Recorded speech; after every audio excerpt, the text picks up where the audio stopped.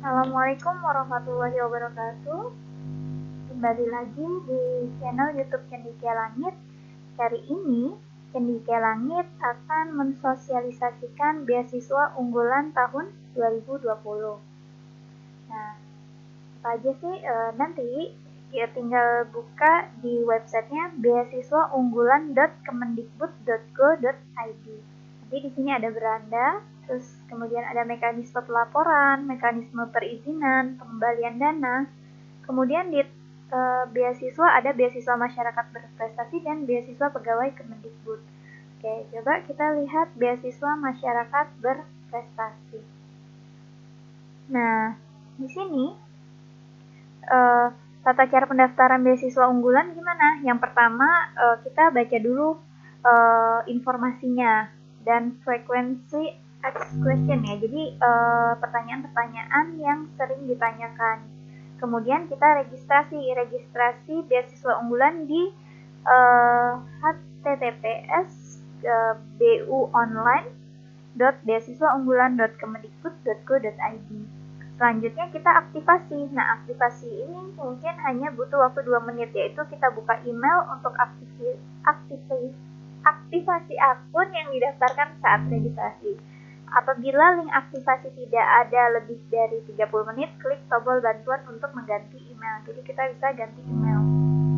Kemudian langkah keempat kita login. Waktunya ini kurang lebih 1 menit. Jadi loginnya menggunakan akun yang telah didaftarkan dan diaktifasi pada tahap sebelumnya. Selanjutnya di poin kelima kita mengisi form pendaftaran. Waktunya kurang lebih 3 minggu atau 3 pekan, yaitu selama pendaftaran kita masih bisa mengisi form pendaftaran. Jadi agak bawah sedikit. Nah, ini melengkapi form pendaftaran sesuai data yang valid. Apabila telah memasukkan data yang sesuai, maka akan mendapatkan nomor registrasi. Selanjutnya tahap ke-6 itu pengumuman hasil seleksi tahap 1 yang akan diumumkan via email. Jadi sering-sering Sobat Cendekia Langit cek email. Peserta yang tidak lulus bisa mengikuti beasiswa unggulan batch 2 di tahun yang sama. Jadi ada batch 1 dan batch 2. Kemudian waktunya kemudian 3 hari kemudian, ini 3 hari ini waktu yang mana nih? Tahap 7 yaitu pemanggilan seleksi tahap 2 secara tatap muka dilakukan melalui email. Mungkin ini yang lama ya, kalau sekarang bisa via Zoom atau video conference lainnya. Tahap 8 pengumuman akhir dapat dilihat di akun dan email peserta yang lolos akan melakukan tanda tangan dan kontrak dan bimtek. Bagi yang tidak hadir dinyatakan mengundurkan diri. Dan tahap terakhir form rincian biaya. Peserta yang lolos akan mengisi form untuk pencairan dana sesuai dengan kebutuhan universitas yang telah ditentukan. Nah, itu. Jadi apa sih keterangan lebih lanjut? Beasiswa unggulan masyarakat berprestasi merupakan beasiswa dalam negeri untuk jenjang sarjana, magister dan doktoral. Berarti boleh S1, S2 dan S3. Wow, luar biasa ya. Beasiswa unggulan masyarakat berprestasi dapat diikuti oleh calon mahasiswa yang sudah memiliki surat diterima di perguruan tinggi maupun mahasiswa yang sudah melangsungkan perkuliahan maksimal semester 2 pada saat mendaftar.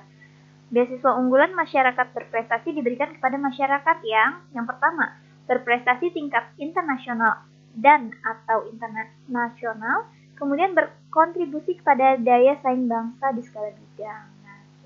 Jadi kalau yang belum mempunyai prestasi tingkat nasional atau internasional, mungkin kita punya kontribusi yang nyata terhadap negeri.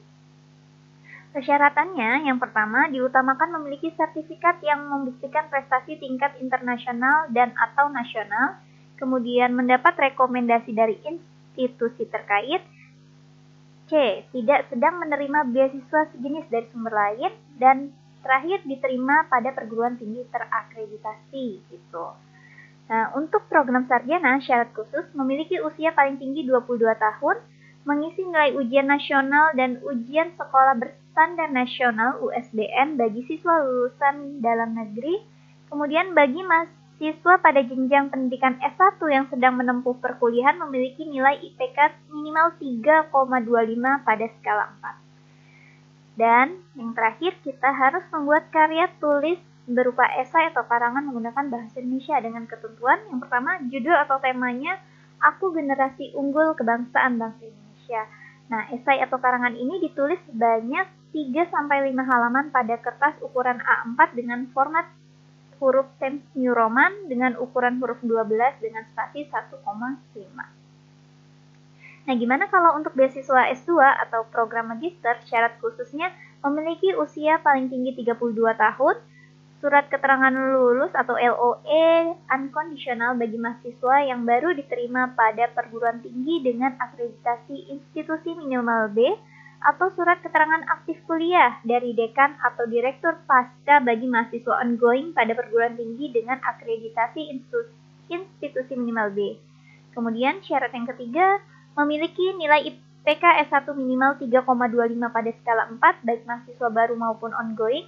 Dan yang keempat diutamakan bagi mahasiswa yang memiliki kemampuan bahasa Inggris dengan skor minimal TOEFL ITP 500 atau IBT 61 atau IELTS 5,5. Dan terakhir, membuat proposal rencana studi yang berisi alasan mengambil program studi yang dipilih dan rencana penelitian tugas akhirnya. Tesisnya itu apa gitu. Kemudian beasiswa program doktoral untuk S3 juga bisa mengajukan dengan syarat berusia paling tinggi 40 tahun, surat keterangan lulus atau LOE unconditional bagi mahasiswa yang baru diterima pada perguruan tinggi dengan akreditasi institusi minimal B atau syarat keterangan aktif kuliah dari dekan atau direktur pasca bagi mahasiswa ongoing pada perguruan tinggi dengan akreditasi institusi minimal B. Kemudian memiliki nilai IPK S2 minimal 3,4 pada skala 4 baik mahasiswa baru maupun ongoing. Dan yang D diutamakan bagi mahasiswa yang memiliki kemampuan bahasa Inggris dengan skor minimal TOEFL ITP 500, IBT 61 dan IELTS 5,5. Berarti sama ya dengan program sarjana tadi. Dan yang terakhir, membuat proposal rencana studi yang berisi alasan mengambil program studi yang dipilih dan rencana penelitian tugas akhir atau disertasinya. Kemudian, kelengkapan berkas beasiswanya apa? Yang pertama, kartu tanda penduduk KTP. Yang kedua, kartu tanda mahasiswa untuk yang ongoing. Yang nggak ongoing berarti nggak apa-apa nih. Yang ketiga, LOE unconditional untuk ongoing sebagai ganti dari surat tanda aktif kuliahnya. Yang keempat, kartu hasil studi atau KHS terakhir ya, khusus untuk ongoing, ijazah dan transkrip nilai terakhir. Yang keenam, sertifikat TOEFL atau IELTS tapi untuk S1 tidak diwajibkan mempunyai TOEFL atau IELTS ya. Yang ketujuh, proposal rencana studi, rencana perkuliahan dan SKS per semester yang akan ditempuh hingga selesai studi. Topik apa yang akan ditulis dalam skripsi, tesis, dan disertasi, deskripsikan aktivitas di luar perkuliahan yang akan dilakukan selama studi dan bagaimana implementasinya hasil studinya di masyarakat. Jadi kalau bisa rencana proposalnya itu memang benar-benar bermanfaat untuk masyarakat ya. Dan yang ke-8, surat rekomendasi dari Civitas Akademika atau institusi, download form di sini. Kemudian surat pernyataan tidak sedang menerima beasiswa sejenis dari sumber lain. Kita buka dulu. Sertifikat prestasi minimal tingkat kabupaten. Gimana kalau nggak punya? Ya nggak apa-apa. Coba aja dulu daftar ya. Yang ke-11, esai menggunakan bahasa Indonesia dengan judul Aku Generasi Unggul Kebangsaan Bangsa Indonesia. Ditulis sebanyak 3-5 halaman pada kertas A4 dengan format huruf Times New Roman ukuran huruf 12 dengan spasi 1,5. Nah, kemudian ini frekuensi pertanyaan yang sering ditanya. Jadi ini tadi surat rekomendasinya, surat rekomendasi mengikuti program beasiswa unggulan Kementerian Pendidikan dan Kebudayaan, nama, jabatan, instansi, alamat, telepon, email. Kemudian ini yang memberikan rekomendasi ya, jadi upayakan yang kalau misalkan untuk S2 mungkin bisa dari ketua prodi, sebelumnya dekan atau siapa saja yang sekiranya bisa merekomendasikan kita dan tahu kemampuan kita tuh sampai mana gitu ya. Memberikan rekomendasi kepada berarti nama kita nih, nama, jabatan, instansi dan alamat. Kemudian ini isinya dengan tanda silang ya. Pemimpinannya gimana? Kalau bisa sih semuanya sangat baik atau minimal baik ya kalau bisa. Kemudian alasan memberikan rekomendasi. Yang pertama, pengisian seberapa dekat sih dengan pelamar, kemudian prestasi apa yang telah dicapai beserta aktivitasnya, alasannya kenapa sih memberikan rekomendasi, dan boleh menambah lembaran. Jadi kan ini cuma 1 lembar ya, jadi boleh diperbanyak 2-3 lembar, salah ya, 1 halaman juga nggak apa-apa. Nah, dan terakhir, demikian surat rekomendasi ini dibuat dengan sesungguhnya tanpa ada paksaan dari pihak manapun serta akan dilaksanakan dengan sebagaimana mestinya. Ini adalah membuat rekomendasi. Jadi mungkin sarannya rekomendasinya boleh minta ke beberapa orang ya, 2-3. Nanti terkait yang dikumpulkan 1 atau 2 kan kita sudah punya cadangan. Kemudian surat pernyataan tidak sedang menerima dan mendaftar beasiswa pihak lain. Nah, ya ini dipastikan juga nama, tempat tanggal lahir, alamat. Nah, ini pernyataan bahwa saya tidak sedang menerima beasiswa serupa dari pihak manapun dan tidak sedang mendaftar beasiswa dari pihak manapun. Apabila terbukti sedang menerima dan atau mendaftar beasiswa dari pihak manapun, saya bersedia diberhentikan dari program beasiswa unggulan dan mengembalikan dana beasiswa yang sudah saya terima sebesar 2 kali lipat kepada kas negara. Wow. Demikian surat pernyataan ini dibuat dengan sesungguhnya dan tanpa ada paksaan dari pihak manapun serta akan dilaksanakan dengan sebagaimana mestinya. Nah, di sini ini ya, pernyataan bermaterai. Jadi memang ini terikat dengan hukum. Kemudian ini tadi tab selanjutnya ya. Nah, pertanyaan yang sering muncul mungkin nanti Sobat Cendekia Langit bisa baca sendiri ya. Apa yang dimaksud dengan mahasiswa baru dan mahasiswa ongoing. Kemudian ada pertanyaan bagaimana apabila alamat KTP tidak berasal dari daerah 3T.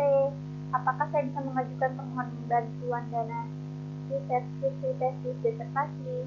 Siapa saja yang bisa mendaftar? Kemudian apakah dosen bisa mendaftar? Kemudian apa itu LOA unconditional? Apakah bisa menggunakannya LOA kondisional? Bagaimana persyaratannya, dan seterusnya. Ini panjang banget ya Sobat Cendekia Langit. Mungkin Sobat Cendekia Langit bisa baca sendiri. Nah, ini contoh-contohnya, sertifikatnya. Jangan beli sertifikat di online ya.